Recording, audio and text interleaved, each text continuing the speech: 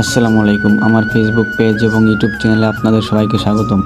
আজকের ভিডিওর মাধ্যমে আমি কৃষি বিষয়ে কিছু কথা বলবো, তো ভিডিওটি শেষ পর্যন্ত দেখুন এবং উপভোগ করুন।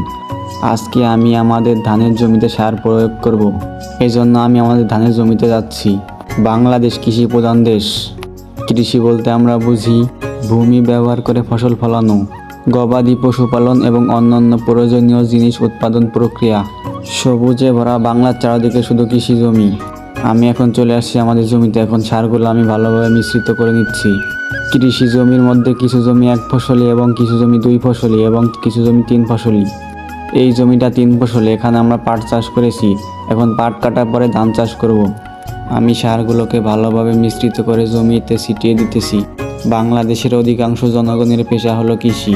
তারা কৃষি কাজ করে তাদের নিজেদের প্রয়োজনীয় চাহিদা মেটায়।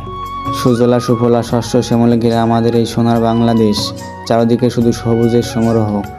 আপনাদের যদি আমার এই ভিডিওটা ভালো লাগে তাহলে একটি কমেন্ট করে যাবেন। আমি আস্তে আস্তে আমার সম্পূর্ণ জমিতে সারগুলো ছিটিয়ে দিচ্ছিলাম।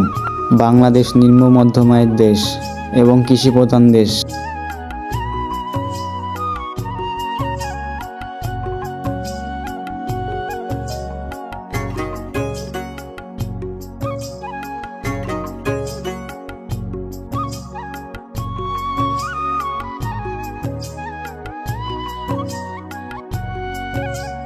এখন আমি চলে আসছি অন্য একটা জমিতে। এখানে আমি ধানের বীজ রোপণ করেছি।